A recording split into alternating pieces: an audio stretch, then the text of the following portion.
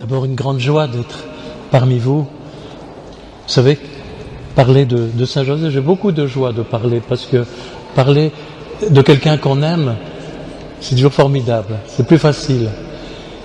Et je vous dirais que quand on dit Abba, c'est le groupe de prière Abba, c'est bien ici que nous sommes au groupe Abba, je dirais, voilà vraiment comme Jésus appelait Joseph. Abba, papa. Vous savez, c'est très simple, mais certains ont déjà la joie d'être papa ou d'autres d'être maman. Mais un jour, beaucoup auront la joie d'être papa et maman, mais de voir la joie, je dis, la grâce qui traverse le cœur de Joseph quand il entendait Jésus lui dire « Abba ». Papa, et de pouvoir parler ainsi à notre Père des cieux, et de voir que Joseph est cette image paternelle, on va l'appeler comme l'ombre du Père, mais de voir que si Jésus a cet équilibre, bien sûr, d'homme, de fils de Dieu, eh bien il le doit à son Père.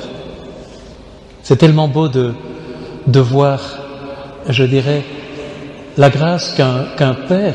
Bien sûr, la mère, c'est fondamental, évidemment. Mais aujourd'hui, les papas ont besoin d'être valorisés. Hein? Quelqu'un qui chantait que l'avenir de l'humanité, c'était la femme. Oui, avec l'homme, quoi. Et l'avenir de la femme, c'est l'homme. Et l'avenir de l'homme, c'est la femme. C'est des choses toutes simples. Mais c'est tellement beau de voir que le Seigneur, quand on parle de Saint Joseph, il y a de la joie dans le cœur de Marie. Parce qu'on ne peut pas séparer ce que Dieu a réellement uni. Alors, je dirais, Marie, la mère de Dieu, a été choisie parmi toutes les femmes d'Israël. Et Joseph a été choisi parmi tous les pères, parmi tous les hommes de la famille de Dieu, de la famille de David, bien sûr, mais c'est beau qu'il ait été choisi parmi tant d'hommes. C'est lui qui était choisi. Et je dirais que cet homme de Joseph, cet homme Joseph, on peut sans cesse continuer à le découvrir. Joseph est toujours là où quelque chose commence. Dans tout ce qui commence, Joseph est là. Joseph était là à l'aube des temps nouveaux. C'est vrai que nous sommes dans des temps nouveaux à travers la venue de Joseph, qui, avec Marie, je dirais, donne, le Christ. Donc, dans tout ce qui renaît aujourd'hui, dans cette nouvelle évangélisation, dans ce nouvel élan que l'Église veut manifester, eh bien, Saint Joseph est redécouvert. Pas du tout comme quelqu'un de poussiéreux, mais comme quelqu'un de très jeune. Vous savez, pour partir de Bethléem en Égypte, il ne faut pas avoir 92 ans. Hein, c'est incroyable, on va dire oui, Saint Joseph, il est sûrement très vieux, comme ça on est sûr qu'il était très chaste. Pas nécessairement, il va être très jeune et vivre une grâce particulière de la présence de la Vierge Marie. Donc, je dirais que Joseph a vécu, je dirais, la plus fabuleuse histoire d'amour. On va lire cet évangile tantôt. Joseph, son époux, qui était un homme juste, et qui ne voulait pas la dénoncer publiquement, décida de la renvoyer en secret. Et comme il avait formé ce projet, voici que l'ange du Seigneur lui apparut en songe et lui dit « Joseph, fils de David, ne crains pas de prendre chez toi Marie, ton épouse, puisque l'enfant qui est engendré en elle vient de l'Esprit Saint. » Alors aussi, cette histoire, elle est assez incroyable. Joseph avait découvert la beauté toute limpide, lumineuse, radieuse de la Vierge Marie. Vous savez qu'elle était la plus belle des femmes d'Israël. La nouvelle Ève, c'est vrai, c'est pas du tout de l'esthétisme, mais vraiment par tout ce qu'elle était. Et donc, il ne savait pas même le trésor inouï qui était déjà caché en la Vierge Marie. Et Marie attendait le Sauveur comme toute femme d'Israël, en se disant, tiens, ce sera peut-être moi qui pourra le porter. Toute femme pouvait attendre cela à ce temps-là.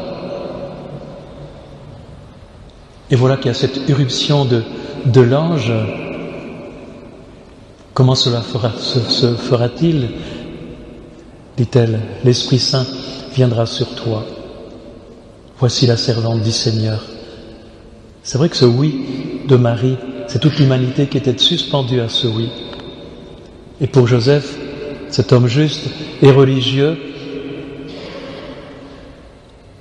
il avait le projet de la répudier, puisqu'il ne veut pas l'épouser. Je dirais, elle étant enceinte et sachant, Joseph disait bien que c'était un peu étonnant. Saint Bernard va dire que simplement Marie a dit à Joseph, écoute, je suis enceinte. À travers cet événement, Marie a raconté l'Annonciation. Je ne sais pas si vous arrivez à une chose pareille, enfin c'est unique, hein. Vous direz à votre ami, à votre fiancé, écoute, je suis enceinte. Ah, mais là, c'est un peu autre. Enfin, c'est exceptionnel, Marie. Hein, mais enfin, vous direz quelque chose, en tout cas.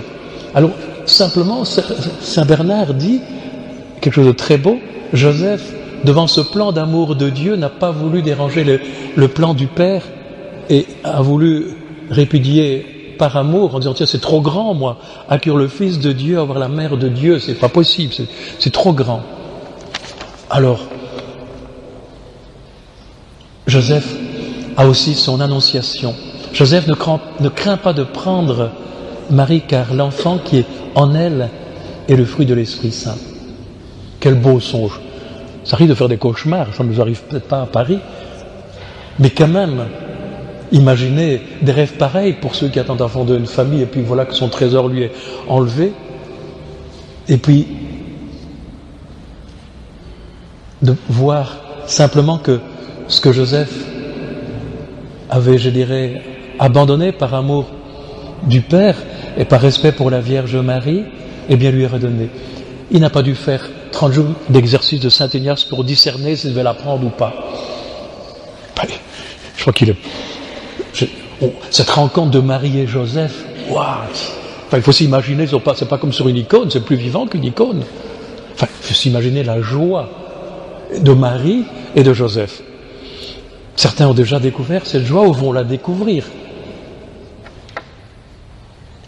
Alors je pense que c'est tellement beau de voir parfois que le Seigneur semble parfois nous enlever, nous reprendre ce que nous aimons le plus.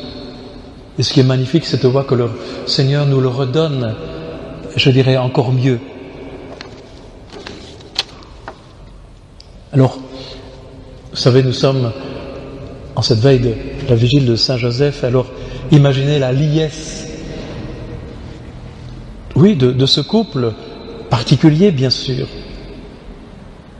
Et je voudrais que si aujourd'hui nous parlons davantage de Joseph de Nazareth, eh bien croyez que Marie est ravie. Ils sont vraiment inséparables.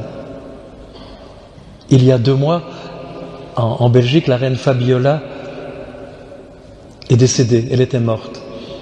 Et je dirais qu'on ne pouvait pas la séparer de Baudouin. Et une fois, il était venu chez nous dans notre petite communauté à Tibériade, le roi Baudouin, et il nous disait, ah, quand on applaudit la reine, moi c'est comme si on m'applaudissait, quoi. Et l'inverse, quoi. De voir qu'il n'y avait pas de concurrence d'amour. Le roi était fier qu'on applaudissait, je dirais, la reine ou qu'on lui faisait des signes et tout. Et bien de voir que Marie est heureuse de voir qu'aujourd'hui on parle de Joseph et quand Marie est aimée à Lourdes ou ailleurs, eh bien Joseph en est ravi.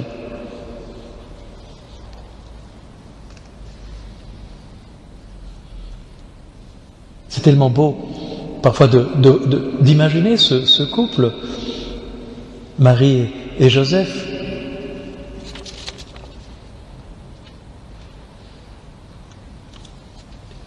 En écoutant des couples qui se forment, et là,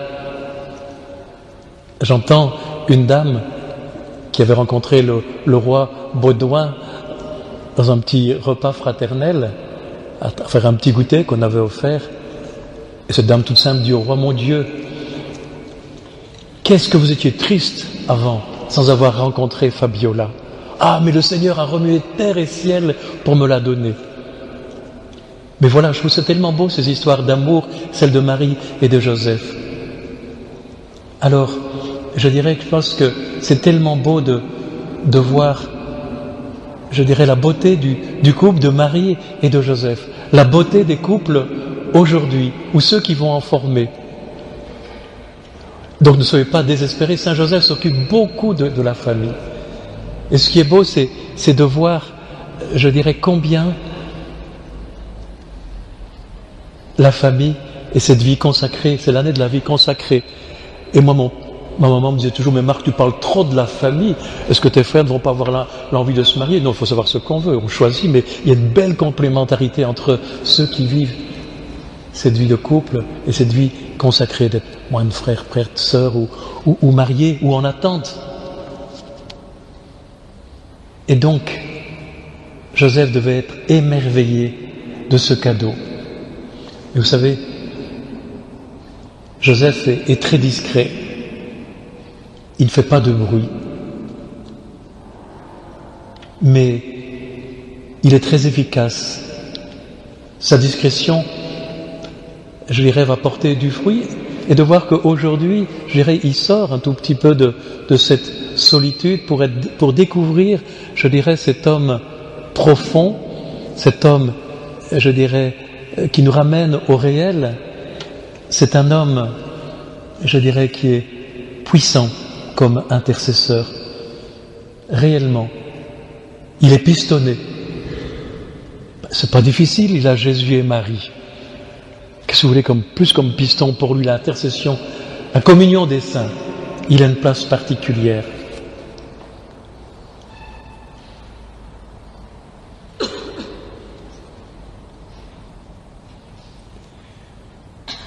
Le pape François aime beaucoup Saint Joseph. Mais dans toutes les messes, on cite Joseph, l'époux de Marie, et il dit qu'il glisse quelques billets en dessous des pieds de Saint Joseph. Enfin, c'est de manière un peu populaire, parce qu'il aime bien de développer cet aspect-là, mais de faire connaître ses demandes. Et il dit, parfois ça dure longtemps, on lui commande quelque chose, mais comme un bon artisan, il faut savoir attendre, parce qu'il donne des choses de qualité. Donc je trouve ça tellement beau. Hein? Alors c'est pas magique, hein, c'est pris dans la foi. Hein, moi je vous dirais que au tout début de la communauté, j'étais désespéré, j'étais tout seul. On me dit, Marc, tout sera après ta mort. Moi je dis, écoute, moi je suis pas Charles de Foucault, moi je viens de voir concrètement. Et puis quelqu'un qui me dit, mais prie Saint Joseph. J'ai prié Saint Joseph. Et figurez-vous que j'étais en train de construire une chapelle avec des amis et un jeune se met à voir cette chapelle. Oh, moi j'ai toujours rêvé de construire une charpente. Je dis, comment tu t'appelles? Joseph. Ouh là là. Je dis, Marc, ne fais pas trop d'illusions, hein, parce qu'on peut avoir des signes partout. Et qu'est-ce que tu fais? Musée charpentier. Ouh là là. Ben, voilà, je dis, ben pourquoi pas, hein, ça peut très bien arriver, parce que parfois on pense que c'est un signal, et ben non, c'est pas encore ça, ben voilà. Et puis finalement, il est resté, c'est le premier frère. Il y a 25 ans qu'il est là, donc vous voyez, il tient la route. Et donc, cette puissance d'intercession, ou des gens qui voulaient fonder une famille, ne vous désespérez pas. Moi, je pensais aussi fonder une famille, j'attendais, parce que entre vocation religieuse, puis il y avait une vieille dame du village qui me dit, mais Marc, tout tombe à point pour qui sait attendre. Il y a des réponses qui ne sont données que dans l'attente. Hein? Et elle me disait, c'était le temps où on faisait les confitures à la campagne, tout pot trouve son couvercle. Enfin, les choses toutes simples, je ne suis pas un grand intellectuel, peu importe, mais je dirais, voilà, c'est des petites paraboles rurales. Hein? Donc, voilà. Voilà, alors je vais un peu plus profond maintenant, voilà. Ah, mais enfin, vous savez, Sainte Thérèse d'Avila, qui est qu'un docteur de l'Église, elle dit que le jour de sa fête, le 19 mars, elle lui demande des choses très importantes. Et souvent, ça lui est accordé. Alors demander la grâce de l'Esprit Saint, demander des choses essentielles, mais on peut demander parfois des choses qui peuvent être assez précises aussi. Pour une famille, trouver une maison. Pour un jeune, dans la situation d'aujourd'hui, qui peut avoir 25-30 ans, de trouver un emploi. Étonnant. Mais c'est pas un Mr Cash qui répond de suite, mais de persévérer dans la prière. Hein? C'est une famille qui disait, mais trouvez une maison aujourd'hui, près d'une paroisse ou quelque chose qui sera vivant, tout ça, c'est une famille chrétienne qui veut choisir une maison dans un lieu. C'est pas toujours évident de trouver ce qu'il faut. Alors ils ne trouvaient pas, j'ai dit, écoutez, confie ça à Saint-Joseph, on préfère une petite neuvaine, et puis trouver une maison qui est quand même pas mal, mais ils hésitent encore. Ils vont chez le notaire, et puis chez le notaire, ils apprennent que cette maison est située rue Saint-Joseph numéro 1. Ah, ils y sont, ils ont 5 enfants, et il est diacre, le papa. Bon, enfin voilà. Bon, ça c'est des petites choses tout simples, mais voilà. Vous savez, je dirais,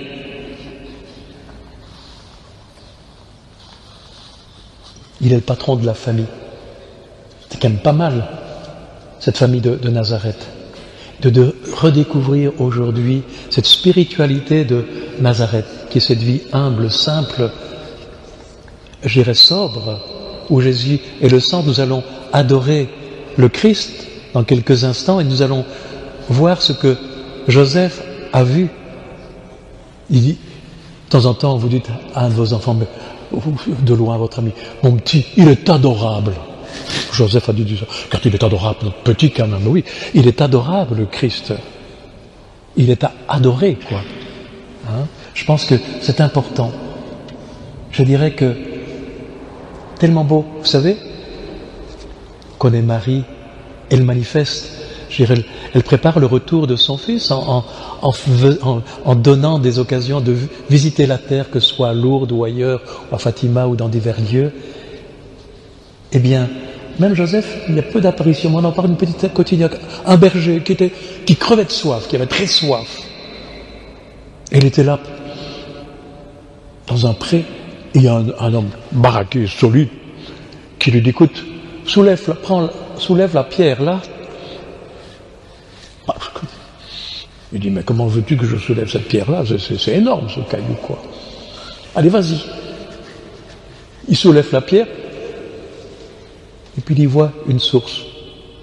Cet homme castard disparaît. Et puis il a dit, c'est un coup de Saint-Joseph.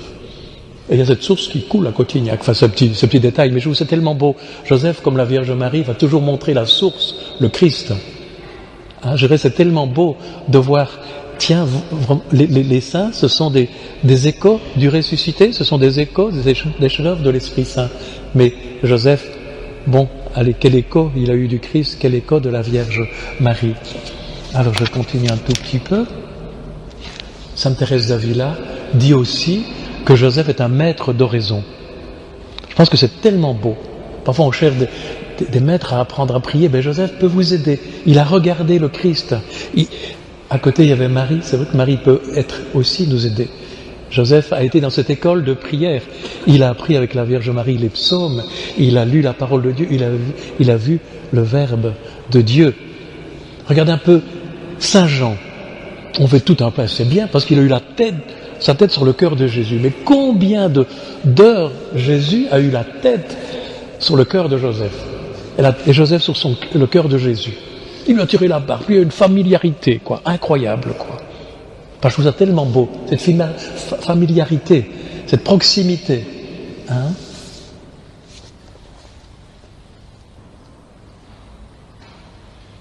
Oui, si Joseph et Marie, la mère de Dieu, ont appris à prier à Jésus, c'est tellement beau de voir qu'ils ont dû apprendre à prier. Et de voir aussi que Joseph a appris au Christ le travail du bois, l'atelier de Nazareth. C'est beau que Jésus, ça l'a influencé, il parla de la poutre. Et puis de la paille, il y avait sûrement quelques...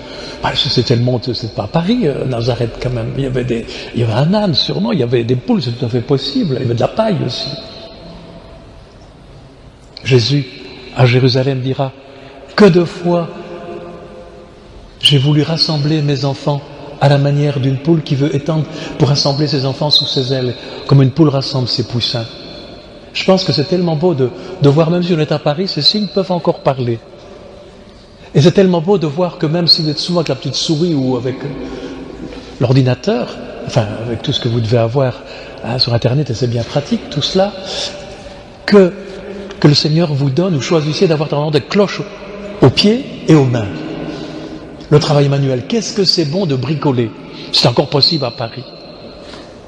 Ou à un certain moment, de marcher, de bricoler. Maintenant, il faut faire tout par des spécialistes, quoi. Et bricoler aussi. Vous avez des talents dans vos mains, il y en a qui le font. Hein, on peut aussi faire par les autres, mais on peut aussi faire soi-même. On peut construire des cabanes, on peut construire des maisons. Enfin, on peut faire des tas de choses. On peut travailler dans l'église pour aider l'église à la nettoyer ou à faire des tas de choses. Tellement beau aussi, Joseph, itinérant. Voyager pour le Christ, faire des pèlerinages, marcher, partir à l'aventure. Nous sommes dans un monde trop sécurisé. Il faut faire des folies d'amour. Évangéliser, bien sûr, cette grande folie. Vous savez, c'est tellement beau. Je pense qu'il y a des jeunes, il y a des petits groupes Sénac et puis qui font de la mission et tout. C'est tellement évident. Aujourd'hui, on ne peut être chrétien sans annoncer l'Évangile. Et si nous voulons, quand nous voyons la grâce de l'Esprit Saint sur la Vierge Marie, sur Saint Joseph, c'est beau de voir comment Marie, Joseph ont été guidés par la grâce de l'Esprit Saint. Joseph a eu même des ans à aller en Égypte, aller prendre l'enfant, sa mère, va-t'en un peu plus loin. Enfin, de voir que nous pouvons être guidés. Le Seigneur nous guide par sa parole, par une communauté, par l'Église. Mais c'est tellement beau aussi, je dirais, d'annoncer, je dirais, cet évangile. C'est vrai que on se sent pauvre, on se sent tellement démuni. Mais je dirais que justement, sortir de soi et aller annoncer le Christ, ça fait une éruption ça fait une Pentecôte. L'Esprit Saint vient à notre secours. Vraiment. Et Saint Joseph, vous pouvez aussi parfois, on annonce le Christ, eh bien parler de la Mère de Dieu, ou parfois même de Saint Joseph aussi. Joseph est l'homme du réel, d'un travail humble, simple. Je dirais qu'il faut absolument, évangéliser tout ce qui est parfois virtuel, en n'oubliant pas tout ce qui est aussi réel.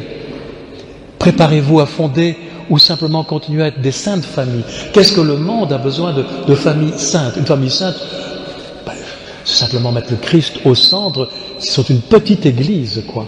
Et s'il y en a certains qui n'ont pas rencontré, eh bien de vivre dans une attente joyeuse, mais ne pas faire la tête. On peut parfois un peu grogner, mais pas trop longtemps, si on s'est difficile à trouver.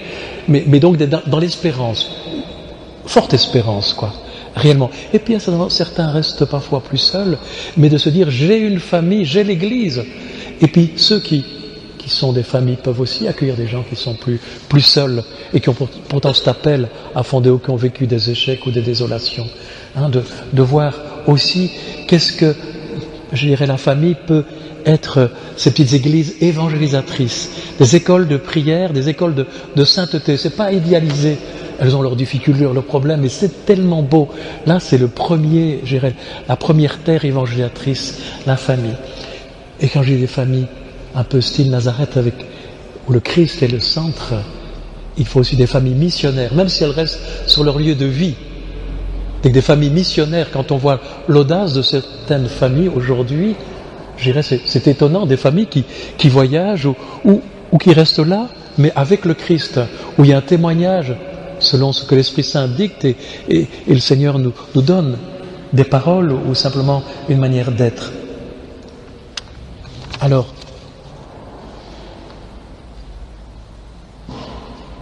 je vois aussi des familles qui vivent des temps de Nazareth.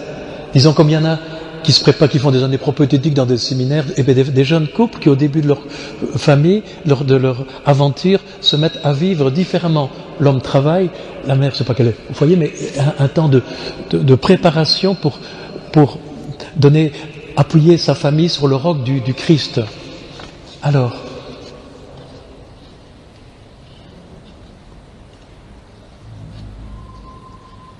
vous savez, aujourd'hui, entendez aussi cet appel tel que vous êtes, et là sous le patronage peut-être de Saint Joseph, mais vous savez, Saint François avait entendu, tu vois mon église qui tombe en ruine, va reconstruire-la.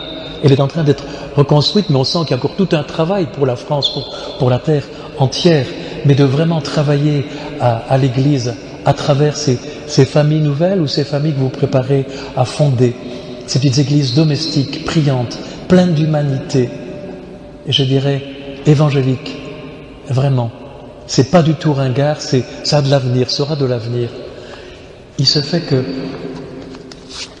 je voudrais vous lire ici quelques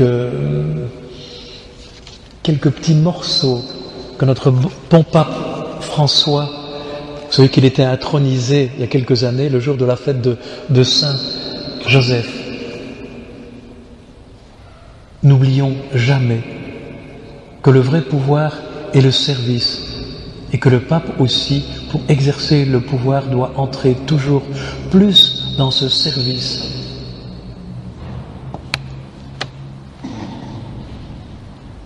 Pour garder, nous devons aussi avoir soin de nous-mêmes. Rappelons-nous que la haine, l'envie, l'orgueil souillent la vie. Garder veut dire veiller à nos sentiments, à notre cœur, parce qu'il parle de Saint Joseph comme un gardien. Joseph est un homme de tendresse et de bonté. Vraiment, qu'est-ce que le monde a besoin réellement de cette tendresse et de cette bonté? Ce matin, devant un petit kiosque, il y avait une dame qui dit « Oh tiens, il y a une jeune maman qui s'est suicidée. » Et puis alors on parle de toutes ces souffrances. Et puis je dis « Oui, mais il y a encore de l'espérance, nous allons prier. » Et puis un autre qui était très pessimiste. Et puis un jeune qui dit « Mais moi je trouve que la vie c'est un cadeau. » Oh, ça je faisais... Dans la petite librairie, j'étais vraiment content, quoi. Et puis un autre monsieur qui dit « Oui, c'est vraiment un cadeau. » Mais vous vous rendez compte le cadeau que vous êtes d'exister? C'est incroyable, la grâce que vous avez de vivre. Vivez ce que vous avez à vivre, vraiment. Il y a de la tendresse qu'il n'y a que vous qui pourrez la donner. Il y a certains sourires qu'il n'y a que vous qui pourrez donner. Certaines paroles évangéliques qu'il n'y a que vous qui pourrez la donner. Et je voyais un vieux moine, vraiment comme sur les images icônes, 92 ans, il trottinait avec un autre jeune moine, et il disait, je lui demandais comment il priait, parce que c'est tellement beau d'entendre les autres, les vieux, les anciens prier. Et il dit, quand je descends de ma chambre et que je vais vers la chapelle, je dis... Attendez, qu'est-ce qu'il dit? Oh, c'est tellement... Mais ça va me revenir. Mais c'est tellement simple. Seigneur Jésus, Seigneur de la vie, gloire à toi pour tout. Alors il dit, voilà, je pense que cette formule-là, il faudrait que je le demande demain, mais... Seigneur Jésus, gloire à toi pour tout. Gloire à toi pour tout, quoi. Tout ce qui va bien, tout ce qui est plus difficile, gloire à toi pour tout. Je trouve ça tellement beau. Je pense qu'il nous faut aussi un optimisme de vie avec Saint Joseph, la Vierge Marie, tous les saints, parce que le Christ est ressuscité. Voyez, vous n'avez pas une mine de carême. Papa demandé ça aussi. Donc aujourd'hui, la gaieté, c'est aussi quelque chose d'assez essentiel. Vraiment, c'est parfois une ascèse, hein, et on peut vivre des choses douloureuses et aussi vivre à côté des choses joyeuses parce que le Christ est ressuscité. Mais d'abord, il y a eu sa passion, il y a eu son amour fou, mais la croix est devenue glorieuse. Donc même si on souffre parfois difficilement, mais de se dire, tiens, le Seigneur veut pas la souffrance, mais il y a une chose, il ne sait pas l'expliquer, mais il peut le dire, tiens, toute souffrance, une souffrance particulière que tu vis, eh bien, je l'habite. Le Seigneur est venu habiter aussi cette souffrance, l'ayant vécue lui-même. Mais il habite aussi votre joie, évidemment. Alors, je dirais, Saint Joseph, voilà, son vrai pouvoir, c'est le service. Je dirais, j'aurais tellement d'autres petits fioretti, mais il me reste combien de minutes 5 minutes. Vous savez, Saint Joseph a plein d'humour. Il a plein d'humour. Un jour, c'était des sœurs en Amérique qui avaient construit une église tellement haute que l'escalier pour aller à la tribune, il arrivait dans le fond de l'église. Ils ne trouvaient pas de solution pour construire un escalier qui pourrait, je dirais, être un peu discret dans une église. Un escalier, pour ceux qui bricolent, moi je bricole souvent, un escalier c'est pas facile à faire. Alors, les sœurs qui n'étaient quand même pas très bricoleuses, disent, on va confier ça à Saint Joseph pour qu'on trouve un bon menuisier. Elles font une neuvaine, et à la fin de la neuvaine, il y a un artisan qui se propose. Et pendant quelques mois, il travaille. Vous n'êtes pas obligé de croire cette histoire, mais ça existe. Hein. Il travaille, et puis les sœurs voient l'escalier qui se termine. Et vraiment, c'était un escalier vraiment qui tournait comme ça pour pouvoir monter et que ça ne prenne pas trop de place dans toute l'église. Et ils veulent payer cet homme, ils ne le retrouvent pas. Et des architectes depuis 100 ans se penchent sur cet escalier. Il y a eu comme un petit miracle, c'est peut-être un artisan qui s'est caché, mais en tout cas l'escalier est là, il tient toujours. Vous voyez, des petites choses toutes simples ainsi. C'est l'escalier de Lorette et de Dessert, ça existe. Hein. J'ai même des photos dans ce petit livre sur Saint-Joseph. Hein, ou de voir combien des familles ont pu, ou bien de prier Saint-Joseph. Je m'excuse parce que parfois de prier pour des familles qui sont ou des jeunes qui voudraient fonder une famille, de voir combien il est un puissant intercesseur. Ou simplement de voir Joseph, je dirais aussi veiller sur la famille, sur les familles de chacun et sur la grande famille de l'Église. Je suis venu avec, je dirais, un petit signe. Je dirais d'abord ici, nous avons une icône de la Sainte Famille, où vous voyez Joseph et Marie assis sur l'âne. C'est une petite icône que nous avons peint à Tibériade et qui est itinérante, qui passe dans des familles ou chez des gens. Et il prie la Sainte Famille pour toutes sortes d'intentions. Des familles simplement qui sont dans la joie, des familles qui ont un problème de santé ou des gens qui sont séparés, qui vivent en échec, simplement de prier. C'est pas magique, c'est prier la Sainte Famille, mais on a ce petit rappel. Alors, je pense laisser cette icône ici à Paris, mais il faudrait que quelqu'un puisse en être responsable. Et il y a dans le sac qui est ici un petit livre d'or où des familles qui étaient en souffrance ou qui ont vécu une espérance, qui montre combien la Sainte Famille a pu les aider. Alors, est-ce qu'il y a quelqu'un qui serait prêt à prendre cette icône en charge et qui peut le prendre aujourd'hui et puis savoir où il arrive pour que je le retrouve, disons, dans un mois et demi, par exemple. Hein, qu'est-ce qui veut prendre cette icône en charge? Toi? Oui, voilà. Très bien, tu feras circuler et vous vous arrangerez. Hein. Je vous donnerai le petit sac parce qu'il y a tout un petit kit avec. Hein. Donc, mais c'est tellement beau de prier et d'avoir parfois parce qu'on va voir la Sainte Famille tellement vieille, mais la jeunesse de Joseph, de Marie, enfin, je dirais, c'est important. Le Christ au centre, quoi. Enfin, c'est vraiment tellement beau que vos maisons, on sache bien, tiens, on arrive dans une maison chrétienne, quoi. La sobriété, par la bonne odeur, des repas partagés. Enfin, on sent qu'il peut y avoir un peu de bazar parce qu'il y a du monde qu'on accueille ou que sais-je. Ou qu'il n'y a pas trop de choses parce qu'on est pour le dépouillement. Enfin, chacun selon sa mode. Hein. Alors, je dirais qu'aujourd'hui, il nous faut prier avec amour. On peut aimer par devoir ou par habitude, mais aimer avec amour. Il nous faut,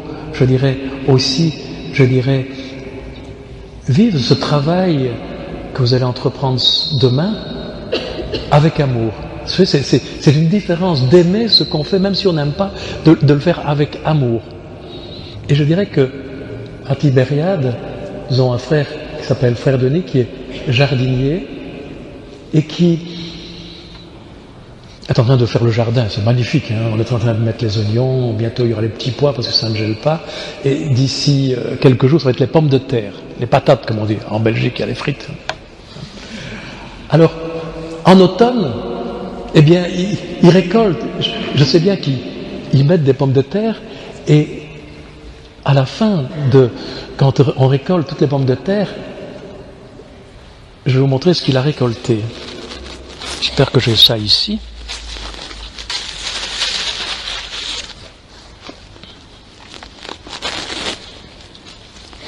Ah oui, voilà. Il a travaillé avec beaucoup d'amour, il a récolté des pommes de terre en forme de cœur. Vous voyez, si tu sèmes l'amour, tu récoltes l'amour, mais c'est clair, c'est des vraies patates, hein. Mais je ne vais pas en faire des frites parce que je l'aime trop cette patate. Hein. Alors ça vous fait rire, évidemment, mais voilà, si vous semez de la violence, vous allez récolter de la violence. Si vous semez de la miséricorde, vous allez récolter de la miséricorde, le pardon, voilà. Donc, faites tout avec amour et vous allez récolter de l'amour, quoi. Même attendez avec amour. On a le droit de se révolter, de se plaindre. Vous savez, les psaumes, c'est plein de plaintes, tout ça. Mais certainement, ça se termine toujours par des fruits. Regardez votre cœur. Tu vois, ce matin, j'étais à la Sacré-Cœur, mais c'est tellement beau ce cœur ouvert du Christ pour la pomme de terre. Autre chose. Mais mais quand même de faire le cœur du Christ ouvert. Et cette eau vive qui donne l'Esprit Saint. Alors, je voudrais aussi de découvrir au fond de vous cette alouette ou ce chant intérieur qui vous habite. Parce qu'on est fait pour un bonheur. On sent qu'on n'est pas fait pour souffrir, on est fait pour l'amour, pour un échange. Enfin, on est fait, qu'est-ce que c'est beau parfois de chanter, de louer le Seigneur ou de se sentir aimé, ou bien de pressentir que tout ce qui nous attend, déjà ce qu'on vit ici, j'ai un petit coup d'au-delà, même si c'est pas vraiment encore parfait, c'est évident, mais ce qui nous attend, il y a quelque chose de grand, qu'on peut déjà goûter quand on s'aime, quand on se regarde, quand on se pardonne, quand on essaye de vivre avec le Christ, avec l'Évangile, tout ça, de se convertir.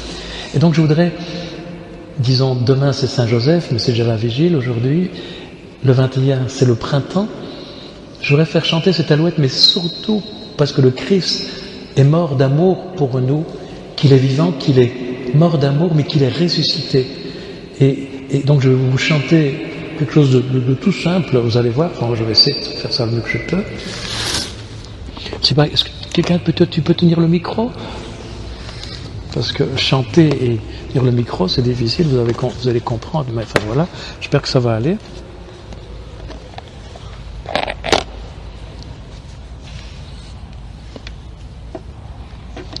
Voilà. Simplement, cet amour de Dieu que je veux vous manifester, vous allez le chanter encore devant l'adoration, hein, mais je vais essayer de vous chanter un petit air oui, cette alouette qui habite, mais vous savez, vous avez tous une petite alouette, pardon, excusez-moi. Voilà, je vais essayer maintenant de chanter.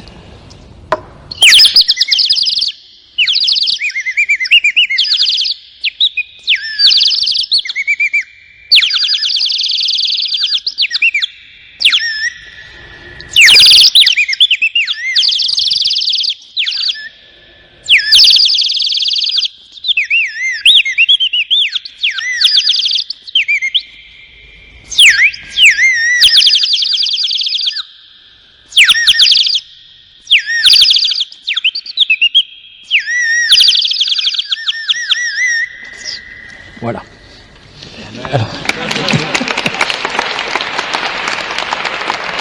Alors, excusez-moi pour cette simplicité, mais je me dis non, je vais chanter mon petit oiseau, même à Paris. Je dis, bon, mais c'est Pâques, c'est parce que je veux vous chanter l'amour de Dieu, mort d'amour, crucifié, mais chanter cet amour de Dieu par bien des façons, il habite votre cœur. Il y a cette source, vraiment au profond de vous, il y a ce doux murmure de l'Esprit Saint, de prier jusqu'à découvrir, et puis de se dire, mais tiens, voilà, à travers ce temps de Pâques avec Saint Joseph, la pierre va se rouler, et la source va couler, l'amour de Dieu. Voilà. Soyez heureux d'être amis du Christ, amis de la Sainte Famille de Saint Joseph, de tous les saints, de Sainte Geneviève, puisqu'elle est ici aussi. Et puis, savoir que vous êtes appelés à la sainteté. Et c'est rien d'autre que d'être pécheur qui se sent pardonné, qui essaie de se renouveler de Pâques en Pâques. Voilà. Alors, merci de votre accueil et nous allons maintenant adorer l'adorable Christ, vraiment celui que Joseph a aimé et pourrait lui confier à travers lui, avec lui, en regardant le Christ, vraiment ce qui habite votre cœur, mais aussi vos louanges, vos merci, vos espérances, ou tout ce qui est parfois plus lourd à porter pour que, voilà, vous soyez allègres, parce que vous êtes habités du Christ, vous êtes des enfants de Dieu, et nous avons une église magnifique, c'est incroyable, tout ce qui attend l'église, tout ce qu'elle est déjà aujourd'hui, aimez-la beaucoup, c'est l'épouse du Christ, c'est vous qui la rendez plus belle, surtout en l'aimant. On devient plus beau quand on est aimé. C'est terrible d'être aimé. C'est terrible de ne pas l'être assez, parce qu'on n'est jamais assez. Mais voilà, aimons le Christ, aimons l'Église, aimons nos frères, nos sœurs tels qu'ils sont. Merci.